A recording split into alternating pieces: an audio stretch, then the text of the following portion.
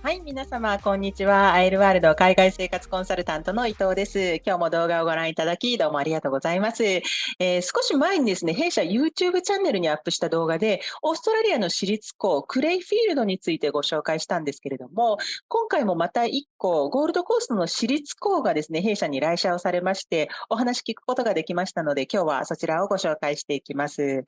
クイーンズランド州のゴールドコーストにあります女子校なんですけれども、学校名がセントヒルダズスクールゴールドコーストです。担当はケイトリンさんという女性の方なんですけれども、とても明るくてですね、はつらつとした印象で、こちらの質問にも快く的確に答えてくれましたので、後ほどそのインタビューの様子をご覧いただきたいと思います。はい。まず、その前にですね、お知らせを失礼します。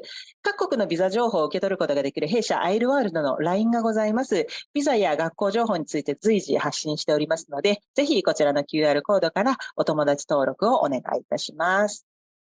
はい。それでは、まずは、セントヒルダズスクールの概要についてご説明をしていきます。場所はクイーンズランド州ゴールドコースト。観光地として有名なサーファーズパラダイスの、少し北側にあるサウスポートという街があるんですけれども、そちらに位置しています。サーファーズパラダイスからですと、車でだいたい15分ぐらい。バスだと25分とか30分弱ぐらいですかね。そういう場所に、ある学校です。で、受け入れ年齢なんですけれども、5歳から18歳までですので、幼稚園から高校生まで幅広く受け入れてくれますね。ESL 制度もあります。学費に関しては、年間18,284ドルなので、これは一番下の5歳の年齢の場合は170万円ぐらいからということになりますね。寮は6年生から入ることができます。その場合は年間で370万円以上ということになりますね。そして、セントヒルダーズはですね、1917年創立で、なので、110年以上のですね、歴史がある私立の名門の女子校になります。オーストラリアは大きく分けて公立校と私立校とがあって、全体の3割ぐらいがこの私立校なんですね。で、公立校は州の教育省が管理しているのに対して、私立校はカトリックとか宗教団体がですね、管理、運営していることが多いです。ですので、学校の名前に関しても、セント何々とか、なんとかクリスチャンカレッジみたいなですね、学校の名前が多いかなというふうに思います。で、宗教色については、どれぐらい強くあるかっていうと、正直学校によるっていうところが大きいんですけれども、当然キリスト教徒ではない生徒さんも在籍しておりますから、あまり宗教色は強くないかなというふうな印象です。で、実はですね、オーストラリアの私立校のうち3分の1ぐらいは男女別学なんですね。男子校と女子校で分かれてるわけなんです。で、中には、先日ご紹介したクレイフィールドカレッジのように、幼稚園から小学校までは共学。そして中学校3年生だけ男女別学で、高校からまた一緒になるっていう独自のスタイルを設けている学校もあるんですけれども、基本的には男子、女子ですね、その性別の特徴に合った教育カリキュラムを提供している学校が多いですね。で、今日のセントヒルダーズスクールもそんな女子校の一つになります。で、担当のケイトリンさんもおっしゃってたんですけれども、女の子だけの環境で学ぶ方が、男女一緒の環境で学ぶよりも、女子生徒の数学とか科学の成績がですね、向上したっていう研究データがあるようなんですね。で、それは女子生徒自身の中に、女の子だからちょっと計算が遅いなとか、女の子だから数字が苦手だなとか、ちょっと地図を読むのが苦手で方向音痴だなとか、そういう固定概念が少なからずあって、それが自らの成長を止めてしまっているというわけなんですね。で、その固定概念が男子生徒と一緒に過ごすことでさらに強調されてしまうと。で、逆に言うと、女子だけの環境であれば、その固定概念を意識する機会が減るので、本来の自分の能力を発揮できるっていうことのようなんですね。今、日本はですね、女性の社会進出っていうのが課題とされておりまして、女の子のお子様がいらっしゃるご家庭はですね、より質の高い教育をお子様に受けさせてあげて、そして将来社会でですね、活躍できるようになってもらいたいなっていうふうに思っていらっしゃる方も少なくないというふうに思います。ですので、そんなお子様の教育の選択肢としてですね、オーストラリアの私立の女子校、こちらを検討されてみてはいかがでしょうか。はい。それでは、セントヒルダーズスクールのケイトリンさんのインタビューをご覧ください。So, about your school, I was looking at your website and it was like a, totally single-sex education.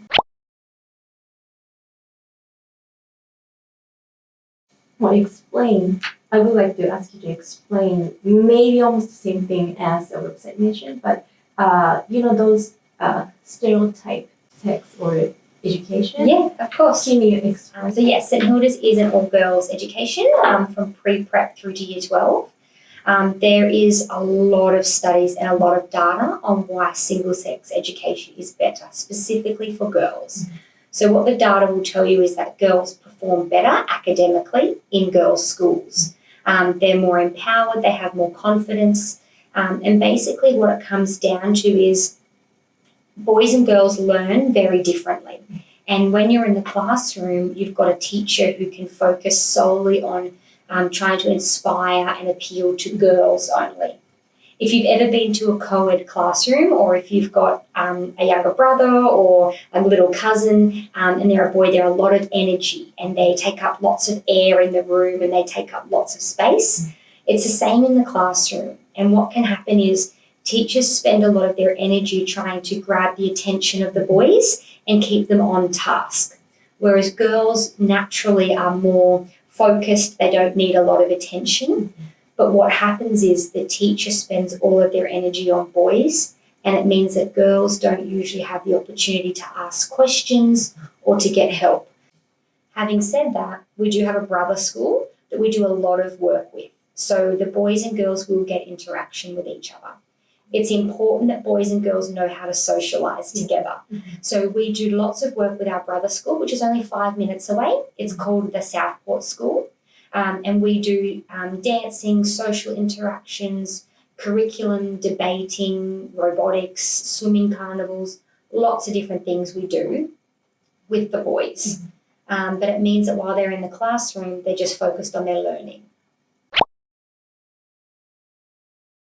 And so I would like to ask you about international students. Yes. How many international students do you have right now? Yeah, right now we have 30 international students. So how many Japanese students are there in your school? Yeah, at the moment we have 4 overseas students. But having said that, we do have lots of students that are Japanese, but their parents are on business innovation visas or they have temporary residency. So all up in the school, we probably have about 10 to 15 Japanese girls in the school. I see. About this is kind of like going back to your school stuff, but I was looking at the website and all girls wear uniforms and all like nice looking pictures. I was wondering about like a school regulations because those teenagers they sometimes would like to be cute. Our uniform is very traditional. It hasn't changed in over 100 years. So the uniform is very strict. So it's the white shirt with the blue dress over the top. Hair must be tied back. If it is this length, it has to be tied back. No makeup. They can wear, if the girl is uncomfortable with her skin, which I know I was a teenager as well, she can wear a very natural makeup to cover blemishes if she likes, but it cannot be a full face of makeup. One single small earring, no other piercings. No necklaces visible. No bracelets, no rings. It's a watch is okay, and no false nails. So she can have her nails painted if it's in natural colour. When we have big events like the dance or the ball, we allow the girls to wear their nails for a week after, so they don't have to have them off straight away. So we understand that once you have your nails done for a big event, we'll allow the girls some time to enjoy them. But ultimately, it's about the girls having a lot of respect for themselves and wearing our uniform with pride. So if everyone is the same, then there's also no social pressure in the girls' school as much because they're not trying to impress the boys. So those who graduated from the school, what is their academic destinations? Yeah. Mainly? Are they staying in Australia or do they go to college? Yeah. Like outside of the country? Yeah, good question. Yeah. So pre-COVID, we had girls going all over the world. So we work with our brother's school, but during COVID, obviously everyone stayed in Australia because it was not accessible. But mostly the girls will choose to stay in Australia because it's a great place to be. But we've had international students return back to Japan for their university. So we'll assist them with I understand they have to sit exams to get into, so we can assist with that, giving them leave if they need to come home for those tests or, yeah. Okay. So about your boardings, so you accept students from which grade? From grade 6, and that's the last year of primary school. Okay. Yeah. The younger they are, the easier it is to get into boarding.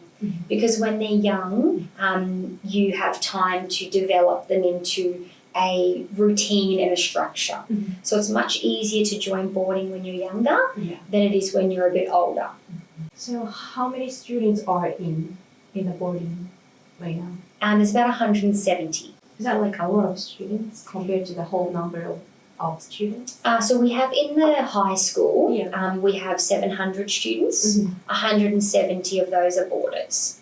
So it's a large number, but it's not too big. It means that in each grade, there might be 25 to 30 boarding girls. So if you were a student looking at coming to board at St Hilda's, you'd know to have about 25 or 30 girls in your year that live in the boarding house. So you've got some option to find some friends. What do you think about the advantage of being in the border system? Great question. You are what you surround yourself with, basically. Your friends make you who you are. Your family make you who you are. In the boarding house, everyone is studying at the same time. Everyone's out playing sport at the same time. So if you're a girl who is wanting to do well in her studies but stay active and very social, boarding is a great place because what it does is it forces you to stay connected and active physically but also very focused on your study. Our boarding students perform very well in our Year 12 assessments because they're surrounded by staff that can also assist with their homework and their assignments. So living in the boarding house, you've got options of tutors to help you. Whereas mum and dad, it's been a long time since they've done maths at school. So things have changed, right? Yeah, so they can get help very easily in the boarding house. So about the roommates, can they actually choose the grades? So so if there's a student and she's maybe a grade year 8, can she choose the student in the same grade? Okay, the girls don't choose who they room with, so I'll explain to you. Years 6, 7, 8 and 9 all have individual cubicles.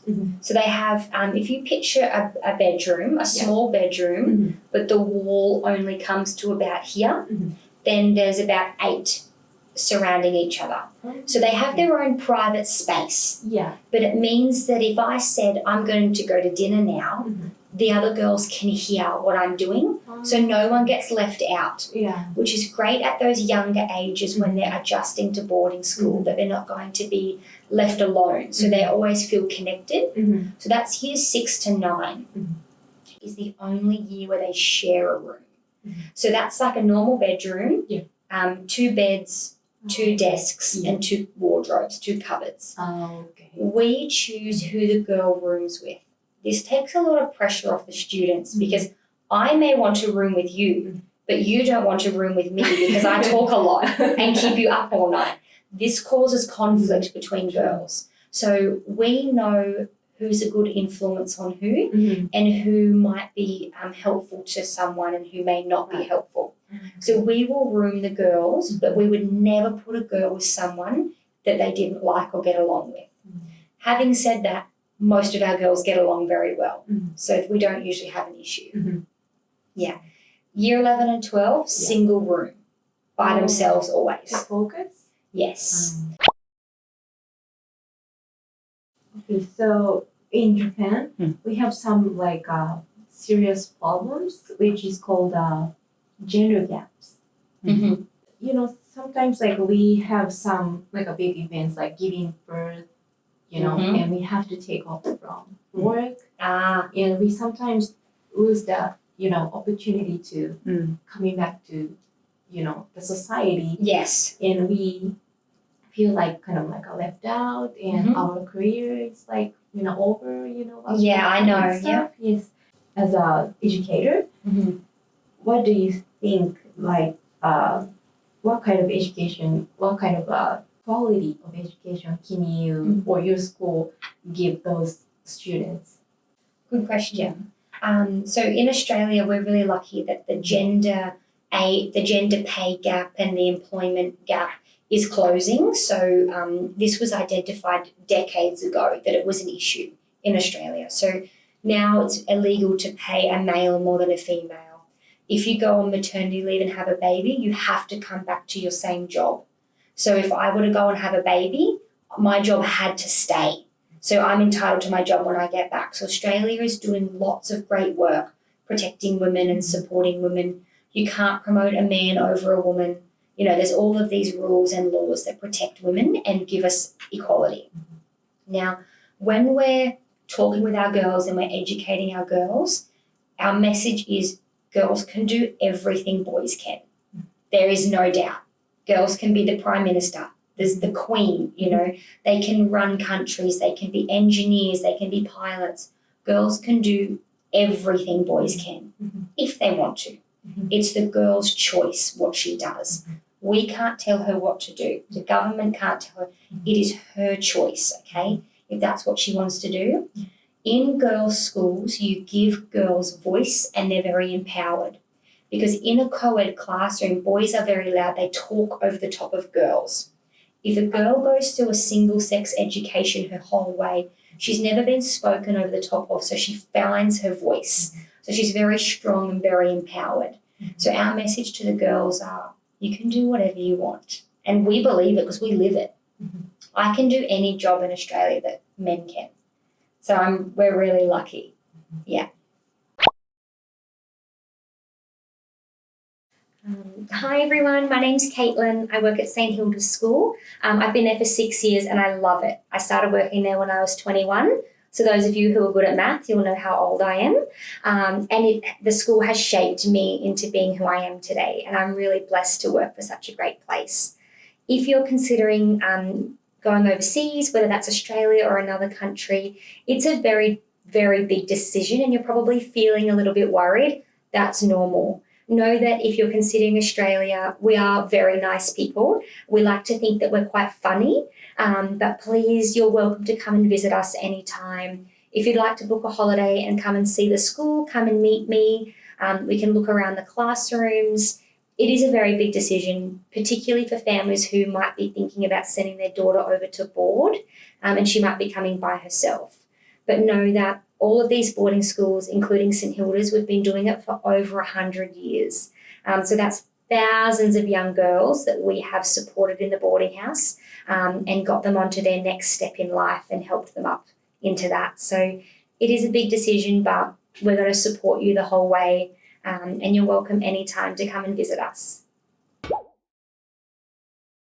はい、皆様いかがでしたでしょうか。よろしければ下のコメント欄にですね、学校に関することや海外留学全般についてご感想とかご質問いただければというふうに思います。